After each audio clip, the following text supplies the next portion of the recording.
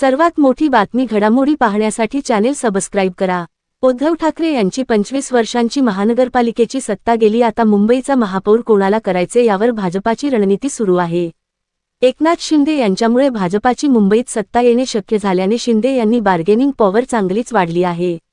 मुंबई महानगरपालिकेच्या 227 जागांपैकी महायुतीने 118 जागा जिंकल्या आहेत। भाजपा 89 जागांवर विजय मिळवल सर्वात मोठा पक्ष ठरला आहे, तर एकनाथ शिंदे यांच्या पक्षाने 29 जागा जिंकल्या आहेत। 25 वर्षांनंतर ऐतिहासिक मुंबई महानगरपालिकेवर भाजपाचा महापौर विराजमान होणार आहे। मुंबईचा महापौर हिंदू मराठी असेल असे मुख्यमंत्री देवेंद्र फडणवीस यांनी म्हटले आहे।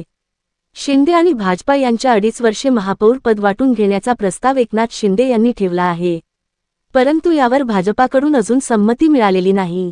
महापौर निवड लॉटरी पद्धतीने चिठ्ठी टाकून केली जाणार आहे। मुंबईत 89 जागा मिळवणारी भाजपा मुंबईत आपला महापौर असावा यासाठी आग्रही आहे। या संदर्भात भाजपात विचारमंथन सुरू आहे।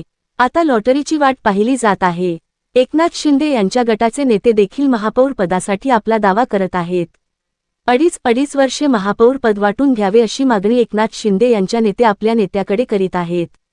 शिंदे यांच्या शिवसेनेचे नेते 2.5 वर्षे शिवसेनेचा महापौर असावा अशी मागणी करत आहेत।